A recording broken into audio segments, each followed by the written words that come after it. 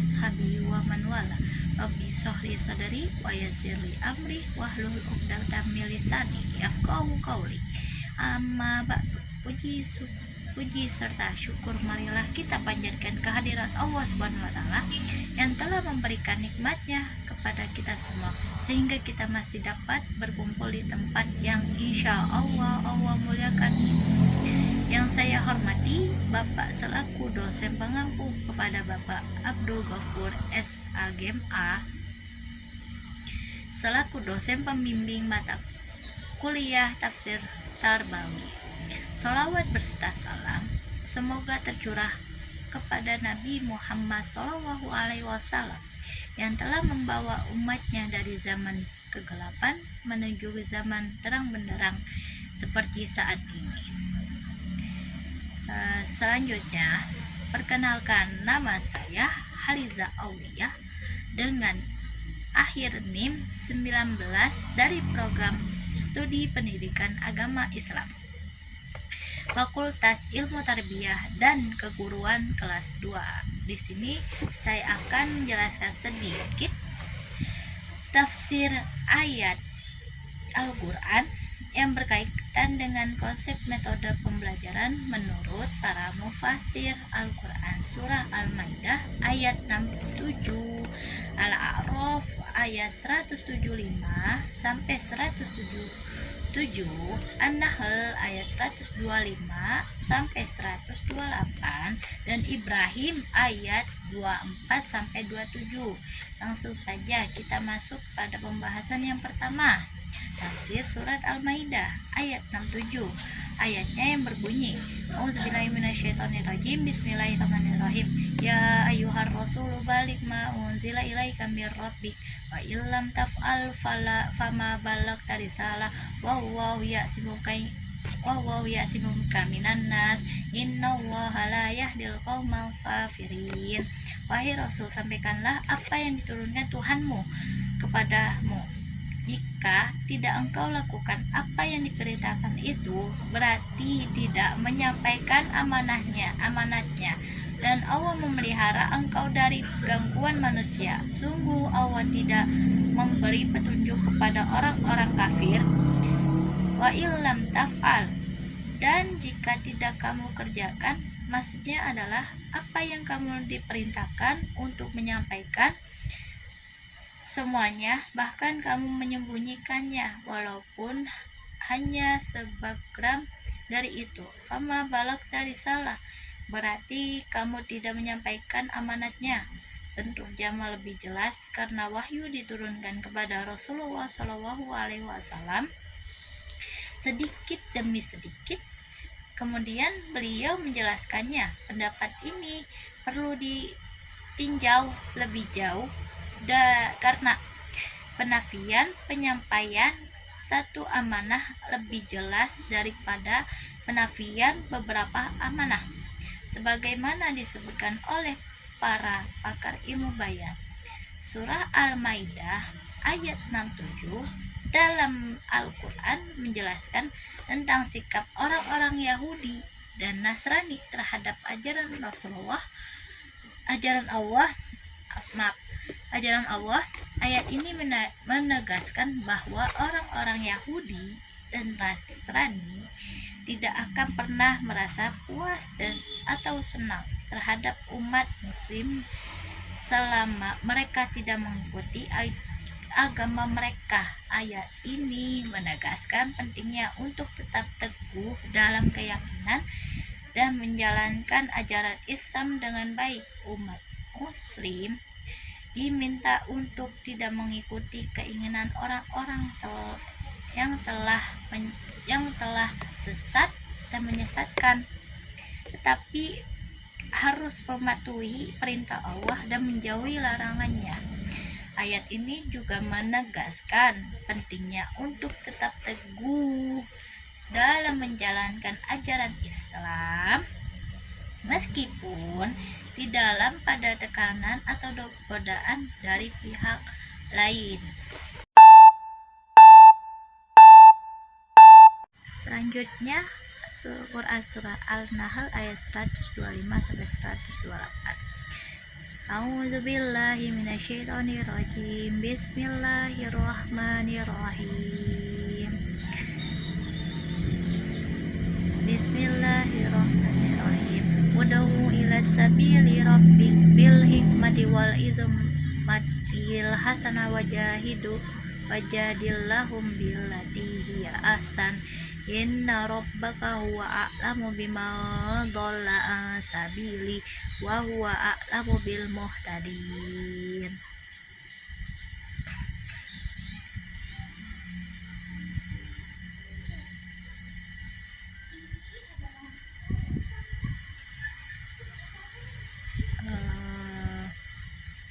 Wa in aqabatum fa'aqibu bimislima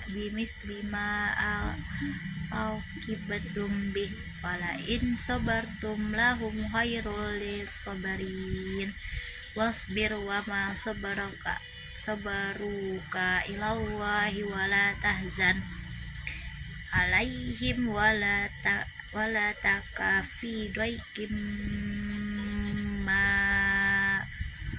mimma yamkurun. Innallaha ma'al ladzina taqun wal ladzina hum muhsinun.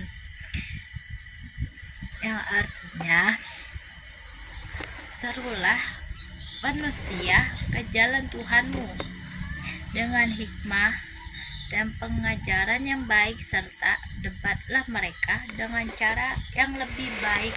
Sesungguhnya Tuhanmu dialah yang paling tahu siapa yang tersesat dari jalannya, dan dia pula yang paling tahu siapa yang petunjuk. Dan jika kamu membalas, maka balaslah dengan balasan yang sama dengan siksaan yang ditimpakan kepadamu. Tetapi jika kamu bersabar, sesungguhnya itulah yang lebih baik bagi orang yang sabar. Bersabarlah Nabi Muhammad, dan kesabaranmu itu semata-mata dengan pertolongan Allah. Janganlah bersedih terhadap kekufuran mereka, dan jangan pula bersempit dada terhadap tipu daya yang mereka rencanakan. Sungguh Allah berserta orang-orang yang bertakwa dan orang-orang yang berbuat kebaikan. Nah, di sini mufradatnya yaitu ud'u ila sabili rabbik, serulah manusia kepada jalan Tuhanmu. Mafulnya dibuang karena sudah maklum dengan keumumannya, sebab beliau diutus kepada seluruh manusia, dan jalan Allah itu adalah Islam. Bil hikmah, dengan hikmah maksudnya adalah dengan perkataan yang bijak dan saleh, mendatangkan keyakinan. Terus wal mau'izatil hasanah, dan pembelajaran yang baik maksudnya adalah perkataan yang mengandung nasihat-nasihat baik. Kayak misalnya contoh, kayak pendengaran yang baik, atau kita diberi nasihat tuh yang baik, kita gak boleh kayak gini gitu, contohnya gitu. Terus selanjutnya mufradat yang selanjutnya wajadilahum billati hiya ahsan, dan bantahlah mereka dengan cara yang lebih baik, yakni dengan cara membantah yang lebih baik. Allah Subhanahu wa taala perintahkan beliau untuk membantah dengan cara lebih baik karena beliau adalah dai benar dan tujuannya soleh salih, sementara lawannya batil dan tujuannya rusak. Inna rabbaka huwa a'lamu biman dhalla an sabilih. Petunjuk dan hidayah bukanlah urusan Nabi Shallallahu Alaihi Wasallam, akan tetapi urusan Allah Subhanahu Wa Taala. Maka Allah berfirman, Inna Rabbaka huwa a'lam. Sesungguhnya Tuhanmu dialah yang lebih mengetahui.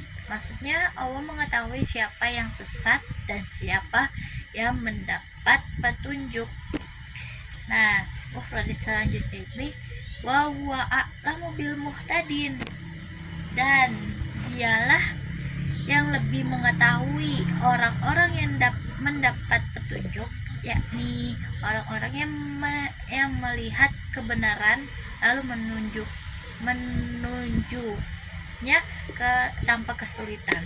Allah mensyariatkan dakwah itu bagimu dan memerintahkanmu melaksanakan untuk menghapus alasan, menyempurnakan hujat, serta menepis syubhat. Tidak ada kewajiban atas selain itu. Rodat ayat 126, wa in aqobatum, dan jika kamu memberi balasan, yakni bila hendak memberi balasan, nah, fa'akibu bimisli ma aqobatum bih, maka balaslah dengan balasan yang sama siksa yang ditimpakan kepadamu, yakni dengan balasan yang sama dengan apa yang diperbuatnya terhadapmu, tidak lebih dari itu. Wala in sabartum lahu wa khairul lis-sabri. Akan tetapi jika kamu bersabar, sesungguhnya itulah lebih baik bagi orang-orang yang bersabar. Maksudnya jika kalian bersabar sehingganya tidak melakukan pembalasan setara, maka itu lebih baik bagi kalian daripada menuntut balasan. Diposisikan as-sabirina pada posisi domir sebagai pujian dari Allah kepada mereka adalah karena mereka orang-orang yang bersabar terhadap penderitaannya. Lanjut. Di sini ada ayat mufradat ayat 127, yaitu Allah Subhanahu wa Ta'ala kemudian memerintahkan Rasulnya untuk bersabar. Wasbir, bersabarlah. Hai Muhammad, terhadap berbagai tidak niaya menimpamu, wa ma sabaruka illa biillah, dan tiadalah kesabaranmu melainkan dengan pertolongan Allah. Lalu Allah melarangnya bersedih hati, wala tahzan alaihim, dan janganlah kamu bersedih hati terhadap kekafiran mereka, yakni orang-orang kafir, karena berpaling darimu. Atau janganlah engkau bersedih hati terhadap para korban perang Uhud, karena mereka telah berahli kepada rahmat Allah. Wala taku fi doikin mimma yamkurun, dan janganlah kamu bersempit hati dada terhadap apa yang mereka diperdayakan. Jumhur membacakan dengan fathah pada huruf da'ah, sementara Ibnu Katsir membacanya dengan kasrah. Ibnu As-Sakit berkata, keduanya sama, maksudnya sama saja, baik dengan fathah maupun dengan kasrah. Al-farra berarti al-dhaik dengan fathah adalah apa yang menyesatkan dadamu, sedangkan al-dhaik dengan kasrah adalah kesempitan yang terjadi pada sesuatu yang lapang seperti rumah dan pakaian. Demikian juga perkataan al-kafasi. Kata ini memang termasuk kata yang dibalik karena al-dhaik merupakan sifat bagi manusia yang bisa berada di dalam manusia, tapi manusia tidak bisa berada di dalamnya. Seakan-akan dia hendak menyifati al-dhaik sebagai tulang sehingga menjadi seperti sesuatu yang diliputi oleh manusia dari segala sisinya. Makna mimma yang kurun terjadi, apa yang mereka tipu dayakan adalah makar mereka terhadapmu di kemudian hari.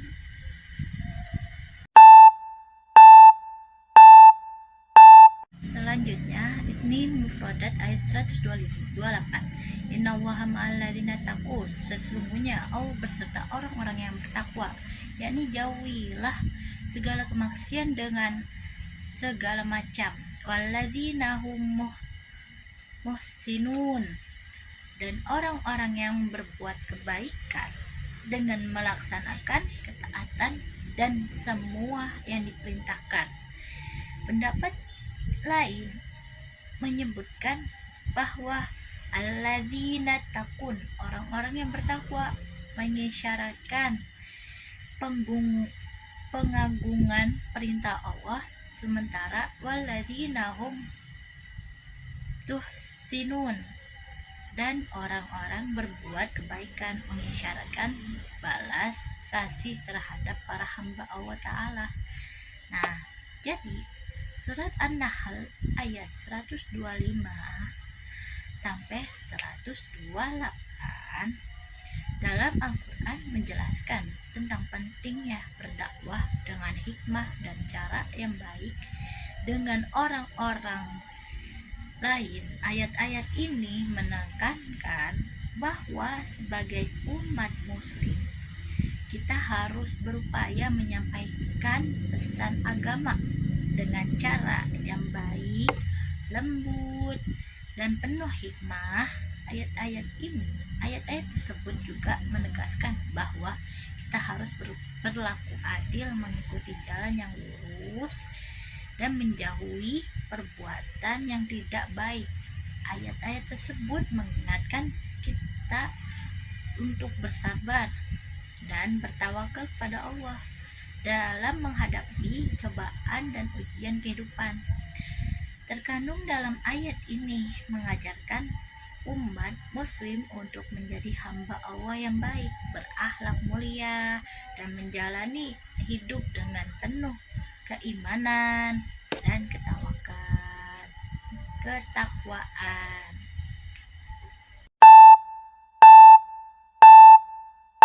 Quran Surat Ibrahim ayat 24-27. Bismillahirrahmanirrahim. Alam taro kaifa daraballahu masalan kalimatan thayyibatan kasajarati thayyibati asluha sabitu wa far'uha fis sama tu'ti ukulaha kullu hini ya yuk biizni rabbiha wa yadribullahu amsala linnas la'allahum yatadzakkarun wa masalu kalimatin khabitha kasyajarati khabith jatasan min fawqil ardi maluha min qarari ya bisa wahul ladzina amanu min bil qawli sabi fil hayati dunya wa fil akhirati wa yudillahu zalimina wa yudillahu ma yasha. Artinya, tidakkah engkau memperhatikan bagaimana Allah telah membuat perumpamaan kalimat thayyibah? Perumpamaannya seperti pohon yang baik, akar yang kuat, cabangnya menjulang ke langit dan menghasilkan buahnya pada setiap waktu dengan seizin Tuhannya. Allah membuat perumpamaannya untuk manusia agar mereka mengambil pelajaran. Adapun perumpamaan kalimat kabisah seperti pohon yang buruk, akar yang telah dicabut dari permukaan bumi dan tidak dapat tetap tegak sedikit pun. Allah meneguhkan orang-orang yang beriman dengan ucapan yang teguh dalam kehidupan di dunia dan akhirat. Allah menyesatkan orang-orang yang zalim, dan Allah berbuat apa yang Dia kehendaki. Terus mufradat ayat 24 ini yaitu alam taro, tidakkah kamu perhatikan, yaitu memperhatikan kaifa daraballahu masalan kalimatan, bagaimana Allah telah membuat perumpamaannya. Lafaz masalan ini dilaksanakan oleh badalnya, yaitu kalimatan thayyibatan, kalimat yang baik, yakni kalimat la ilaha illallah atau tiada Tuhan selain Allah. Nah, kasajaratin thayyibatin, seperti pohon yang baik, yaitu pohon kurma. Asluha sabitun, yaitu akar yang teguh menancap dalam bumi. Terus faruha, dan abangnya tuh artinya tuh ranting-rantingnya. Fis sama, di menjulang ke langit. Jadi tuh pohonnya tuh menjulang ke langit ya. Nah, selanjutnya mufradat ayat 25 yaitu tu'ti, pohon itu memberikan, membuahkan. Memberikan tuh maksudnya membuahkan. Ukulaha, buah-buahnya. Terus uluhinim biizni rabbiha, pada setiap muslim dengan seizin Tuhannya, dengan kehendaknya. Demikian pula kalimat iman tertanam dalam kalbul orang mukmin, sedangkan amalnya naik ke langit, kemudian memperoleh berkah dan pahala amalan itu setiap saat. Waya daribu, dibuatkan, dijelaskan darinya, kemudian mereka mau beriman karenanya. Mufradat ayat 26 wa masalu kamasali habis, dan perumpamaan kalimat yang buruk, yaitu kalimat kekufuran. Kasajarotit habisah, seperti pohon yang buruk, yaitu pohon hanzal, buahnya sangat pahit. Ijtasaat, yang telah dicabut, telah dibongkar sampai ke akar-akarnya. Min fawqil ardi malaha min qararin, dari permukaan bumi ia tidak tetap sedikit pun, tidak dapat sedikit pun, artinya tidak mempunyai tempat untuk berpijak, tidak mempunyai ranting, tidak dapat pula keberkahannya. Ayat selanjutnya mufradat ayat 27. Ya bisawahul ladzina amanu min qauli tabisah. Allah meneguhkan iman orang-orang yang beriman dengan ucapan yang teguh itu, yaitu kalimat tauhid itu. Fil hayatid dunya wa fil akhirah, dalam kehidupan di dunia dan di akhirat, yaitu di alam kubur. Ketika kedua orang malaikat menanyakan kepadanya Tuhan mereka, agama mereka, nabi mereka, maka orang-orang yang beriman dapat menjawabnya dengan benar. Demikianlah menurut keterangan yang disebut di dalam hadis Imam Bukhari dan Imam Muslim. wa yudillu wahul zalimin, orang-orang yang menyesatkan, orang-orang yang zalim, yaitu orang-orang kafir. Oleh sebab itu mereka tidak dapatkan petunjuk untuk memberikan jawaban yang benar.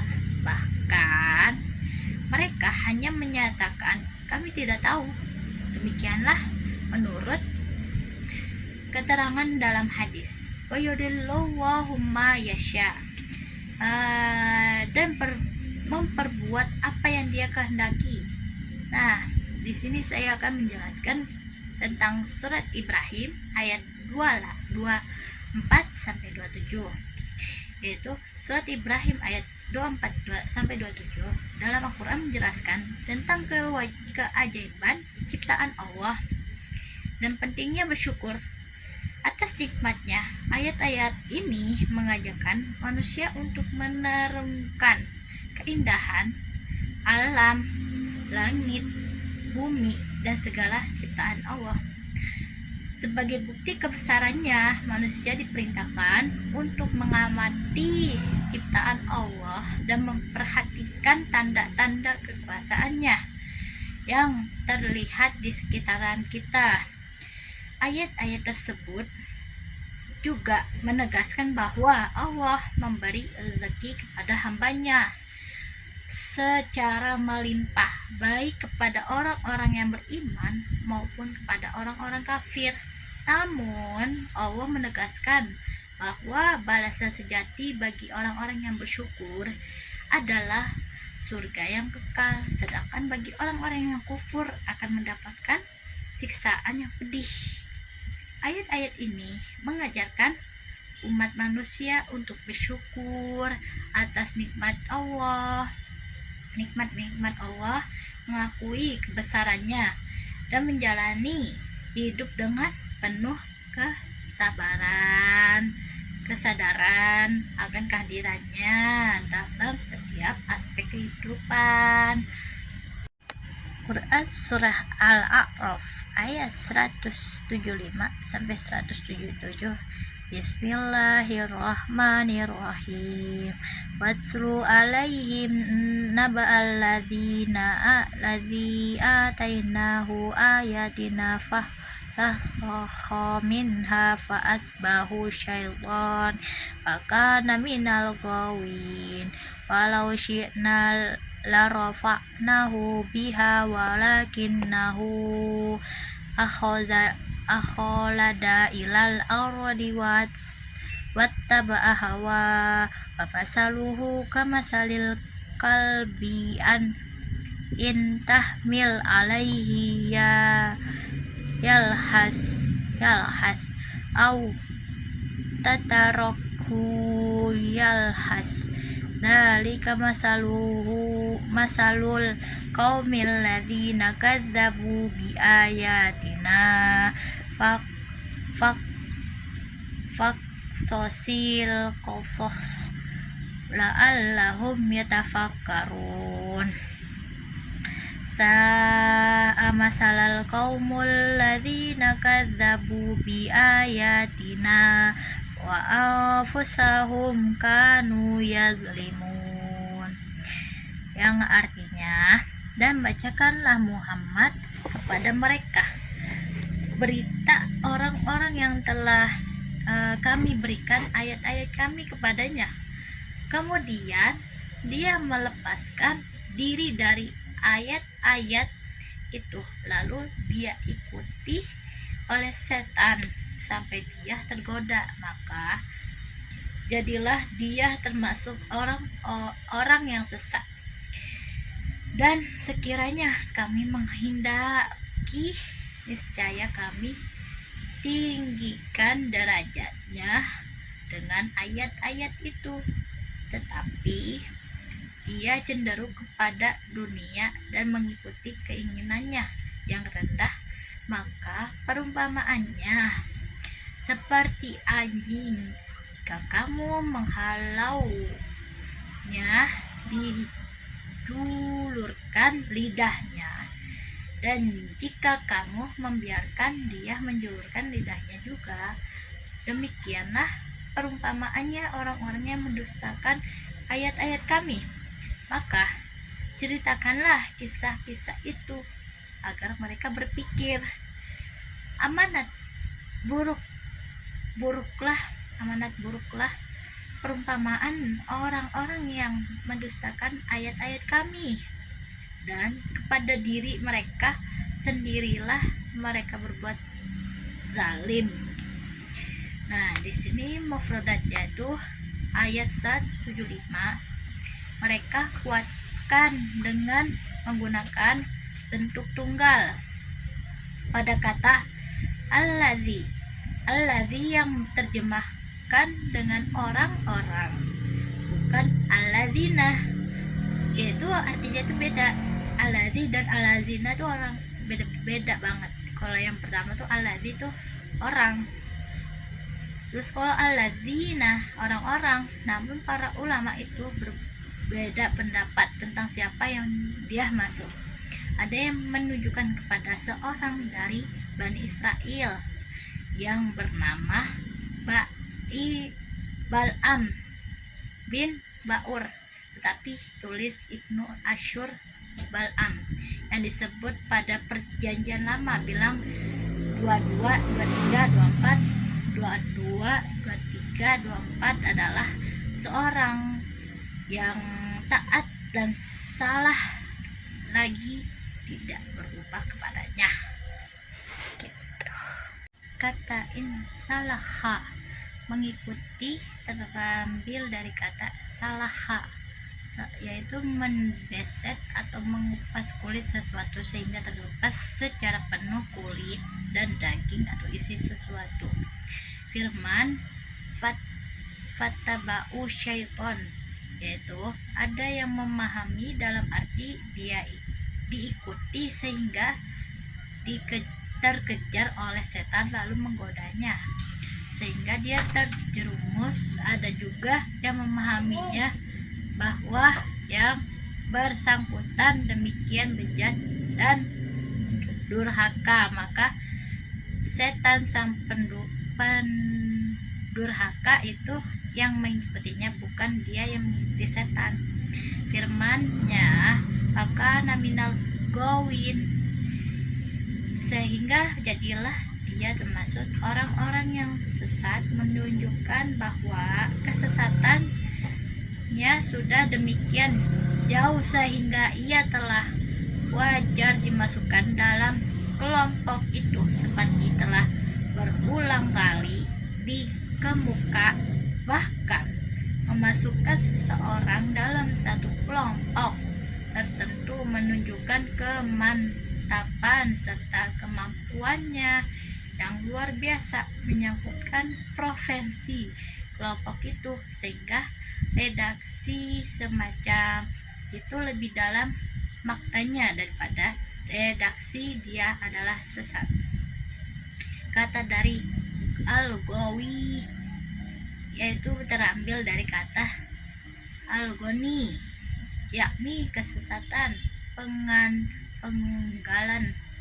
Ayat ini mengisyaratkan bahwa yang bersangkutan dengan tersesat dan keluar dari jalur yang benar karena ia melupakan atau meninggalkan arah dan tujuan yang harus dicapainya. Ayat 176 sampai 177 kata yalhatu terambil dari labatu, dari kata labatu, yaitu terengah-engah karena kulit bernapas seperti yang baru, berlari cepat, penganggalan. Ayat ini mengutarakan suatu fenomena, yaitu bahwa anjing selalu menjulurkan lidah saat dihalau walaupun dibiarkan. Ini disebabkan karena anjing tidak memiliki kelenjar keringat yang cukup dan yang berguna untuk mengatur suhu badan. Karena itulah, untuk membantu mengatur suhu badannya, anjing selalu menjulurkan lidah, sebab dengan cara membuka mulut yang biasa dilakukan dengan menjulurkan lidah, anjing dapat bernapas lebih banyak dari biasanya. surat Al-A'raf ayat 175 sampai 177 dalam Al-Qur'an menjelaskan kisah Nabi Musa dan perjalanan Bani Israel, kaum Israel keluar dari Mesir. Ayat-ayat ini menceritakan bahwa Allah menyelamatkan Nabi Musa beserta pengikutnya dari kezaliman Fir'aun dan tentara Mesir yang mengejar mereka. Nabi Musa memimpin Bani Israel melintas Laut Merah yang terbelah oleh keajaiban Allah sehingga mereka dapat melintas dengan selamat, sementara tentara Fir'aun tenggelam dalam kekafiran mereka. Ayat-ayat ini meskipun mereka dihadapkan pada situasi yang sulit dan terancam bahaya, Nabi Musa dan Bani Israel tetap percaya pada pertolongan Allah dan mengikuti perintahnya dengan penuh keyakinan. Ayat-ayat ini mengandung pelajaran tentang kekuasaan Allah yang mampu melindungi hambanya, keberanian dalam menghadapi tantangan, serta pentingnya kesabaran, keteguhan iman, dan kepercayaan kepada Allah dalam setiap ujian kehidupan. Nilai-nilai pendidikan Quran Surat Al-Maidah ayat 67 terdapat beberapa nilai-nilai pendidikan. Kewajiban menyampaikan ilmu.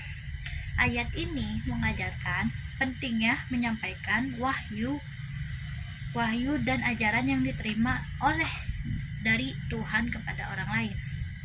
Kesantunan dan kebijaksanaan. Ayat ini menekankan pentingnya menyampaikan pesan dengan cara yang baik dan bijaksana. Ketergantungan pada Allah. Ayat ini juga menunjukkan ketergantungan kita pada Allah dalam menyampaikan pesan meskipun kita memiliki kewajiban untuk menyampaikan wahyu. Akhirnya petunjuk dan keimanan hanya bisa diberikan oleh Allah. Kesadaran akan tanggung jawab. Ayat ini mengingatkan kita akan tanggung jawab kita sebagai pembawa pesan agama. Meskipun kita bertanggung jawab untuk menyampaikan wahyu, kita tidak bertanggung jawab atas penerima atau penolakan orang lain terhadap pesan tersebut. Terus dengan memahami dan mengamalkan nilai-nilai pendidikan yang terkandung dalam Quran Surah Al-Maidah ayat 67, kita dapat menjadi pendidik yang baik dan efektif dalam menyampaikan pesan agama dengan kesantunan, kebijaksanaan, dan kesadaran akan tanggung jawab kita sebagai pembawa pesan. Quran. Nah, selanjutnya ini ada lagi Quran Surat An-Nahl ayat 125 sampai 128. Terdapat beberapa nilai-nilai pendidikan. Kenikmatan dalam dakwah. Ayat-ayat ini menekankan pentingnya menggunakan kehikmatan dalam menyampaikan dakwah. Dakwah yang efektif memerlukan pemahaman yang mendalam tentang agama, kebijaksanaan dalam memiliki kata-kata, dan kemampuan untuk berkomunikasi dengan baik. Nasihat yang baik. Ayat-ayat ini menggarisbawahi pentingnya memberikan nasihat baik kepada orang lain. Nasihat yang baik mencakup memberikan petunjuk yang benar, memberikan dorongan dan motivasi yang positif, serta menjaga sikap dan ramah dan empati. Diskusi yang bijaksana. Ayat-ayat ini juga menunjukkan pentingnya melakukan diskusi yang bijaksana dalam menyampaikan pesan agama. Diskusi yang bijaksana melibatkan saling bertukar pendapat, mendengarkan dengan baik, menghormati perbedaan pendapat, dan mencari pemahaman yang lebih mendalam. Terus kesabaran dalam dakwah. Ayat ini mengajarkan pentingnya kesabaran dalam melakukan dakwah. Proses menyampaikan pesan agama mungkin tidak selalu mudah, dan mungkin menghadapi tantangan dan penolakan. Kita perlu memiliki kesabaran dalam menghadapi situasi tersebut dan terus berusaha menyampaikan pesan dengan ketekunan dan ketabahan, dengan memahami dan mengamalkan nilai-nilai pendidikan yang terkandung dalam Quran surah Al-Nahl ayat 125 sampai 128. Kita dapat menjadi pendakwah yang efektif, memberikan nasihat yang baik, melakukan diskusi yang bijaksana, dan memiliki kesabaran dalam menyampaikan pesan agama. Hal ini akan membantu kita membangun hubungan yang baik dengan orang lain dan menyebarkan nilai agama dengan efektif.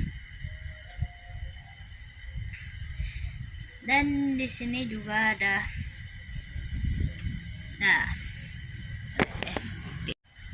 Quran surah Al-A'raf ayat 175 sampai 177 terdapat beberapa nilai pendidikan.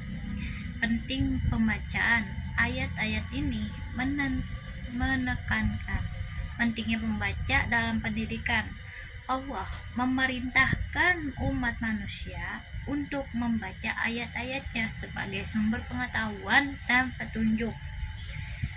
Penggunaan perumpamaan. Ayat-ayat ini menggunakan perumpamaan untuk menyampaikan pesan agama. Perumpamaan digunakan untuk memudahkan pemahaman dan menggambarkan konsep-konsep yang kompleks secara lebih konteks. Diskusi dan dialog. Ayat-ayat ini juga menunjukkan penting diskusi dan dialog dalam pendidikan. Allah mengajarkan umat manusia untuk berdiskusi dan merenungkan ayat-ayatnya, mengambil pelajaran dari peristiwa masa lalu. Ayat-ayat ini mengingatkan umat manusia untuk mengambil pelajaran dari peristiwa-peristiwa masa lalu. Allah mengisahkan kisah-kisah dalam sejarah sebagai pelajaran berharga untuk dipetik. Dengan memahami dan mengamalkan nilai-nilai pendidikan yang terkandung dalam Quran surah Al-A'raf ayat 175 sampai 177, kita dapat menghargai pentingnya pembacaan, menggunakan perumpamaan dalam pendidikan, terlibat dalam diskusi dan dialog yang konstruktif, serta mengambil pelajaran dari peristiwa masa lalu. Hal ini akan membantu kita dalam mengembangkan pemahaman agama yang lebih mendalam dan menerapkan nilai-nilai tersebut dalam kehidupan sehari-hari. Quran surah Ibrahim ayat 24 sampai 27 terdapat beberapa nilai-nilai pendidikan. Penggunaan perumpamaan. Ayat ini menggunakan perumpamaan pohon baik dan pohon buruk untuk menjelaskan konsep pendidikan. Pentingnya contoh teladan. Ayat ini menekankan pentingnya memberikan contoh yang baik dalam pendidikan. Membaca kitab-kitab wahyu. Ayat-ayat ini menunjukkan pentingnya membaca dan mempelajari kitab-kitab wahyu yang diturunkan oleh Allah dalam pendidikan. Membaca kitab-kitab wahyu merupakan sumber pengetahuan dan petunjuk yang penting. Diskusi yang konstruktif. Ayat-ayat ini juga menunjukkan pentingnya diskusi yang konstruktif dalam pendidikan. Nabi Ibrahim berdiskusi dengan kaumnya untuk membahas kebenaran dan kesesatan dengan memahami dan mengamalkan nilai-nilai pendidikan yang terkandung dalam Quran. Surah Ibrahim ayat 24-27, kita dapat menjadi pendidik yang efektif dengan menggunakan perumpamaan, memberi contoh yang baik, membaca kitab-kitab wahyu, dan melibatkan orang lain dalam diskusi yang konstruktif. Hal ini akan membantu kita dalam menyampaikan nilai-nilai agama dengan lebih baik, meningkatkan pemahaman dan penghayatan umat terhadap ajaran agama. Kesimpulannya Quran surah Al-Maidah ayat 67. Ayat ini membahas pentingnya menyampaikan wahyu dan ajaran yang diterima dari Tuhan dengan memahami konteks dan kebutuhan pendengar. Quran surah An-Nahl ayat 125-128 menggarisbawahi pentingnya metode dakwah menggunakan hikmah, nasihat yang baik, dan diskusi bijaksana, pendekatan empati, persuasif, dan berdasarkan pemahaman dalam terhadap pendengar sangat penting. Quran surah Ibrahim ayat 24-27, metode pendidikan yang dianjurkan meliputi memberi contoh yang jelas, membaca kitab-kitab yang diturunkan, melibatkan diskusi yang konstruktif. Quran surah Al-A'raf ayat 175 dan 177 menyoroti pentingnya metode pendidikan dalam menyampaikan pesan agama. Metode pendidikan yang dianjurkan meliputi penggunaan metode pembacaan, perumpamaan, dan diskusi. Pentingnya penggunaan metode yang tepat dalam pendidikan dan dakwah sangat ditekankan. Sekian dari pembahasan dari saya. Semoga apa yang disampaikan dapat bermanfaat untuk kita semua. Jika ada kekurangan, mohon dimaafkan, karena kesempurnaan sungguh hanyalah milik Allah Subhanahu wa Ta'ala. Saya pamit undur diri. Wallahul muwafiq ila ahwani thoriq. Wassalamualaikum warahmatullahi wabarakatuh.